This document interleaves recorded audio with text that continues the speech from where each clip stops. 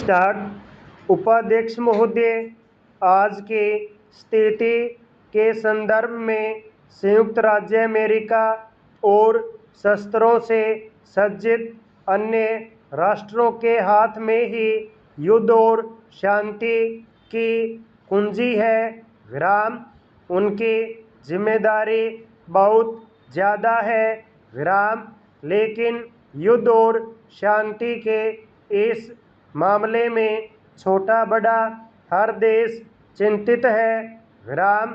इसलिए हर देश को इसकी जिम्मेदारी उठानी चाहिए और इस उद्देश्य के लिए काम करना चाहिए। विराम। इन समस्याओं को कारगर ढंग से हल करने के लिए हमें गंभीर और रूप से विचार करना होगा। विराम। केवल संयुक्त राष्ट्र ही अंततः इन समस्याओं को हल कर सकता है। इसलिए निरस्त्रीकरण के सभी प्रयासों का स्वागत होना चाहिए। विराम।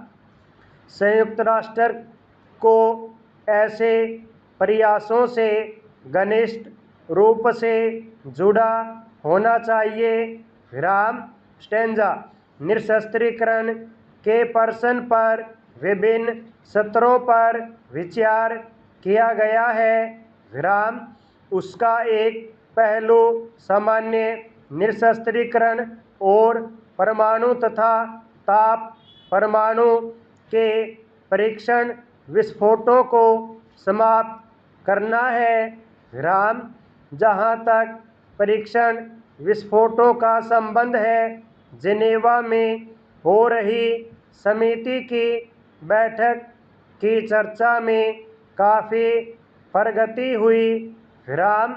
वास्तव में ऐसा लगता है कि बहुत सी बुनियादी समस्याओं के बारे में सहमति हो गई है और इस समझौते को पूरा करने के लिए थोड़ा और प्रयास होना चाहिए।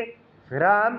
मेरा सुझाव है कि इस विषय पर अंतिम समझौता यथासंभव शीघ्र से शीघ्र हो जाना चाहिए। विराम। यह सही अर्थों में निरस्त्रीकरण नहीं है, लेकिन ऐसे समझौते से संसार को निस्संदेह राहत मिलेगी। विराम। जनसंचार के शस्त्रास्त्रों के निर्माण पर रोक, संग्रह और उपयोग पर मनाही और परंपरागत शस्त्रों को क्रमशः सीमित करना भी निरस्त्रीकरण में शामिल होना चाहिए। विराम। मानी हुई बात है कि निरस्त्रीकरण इस प्रकार चरणों में हो कि मोटे रूप में सशस्त्र शक्ति का संतुलन बना रहे। विराम।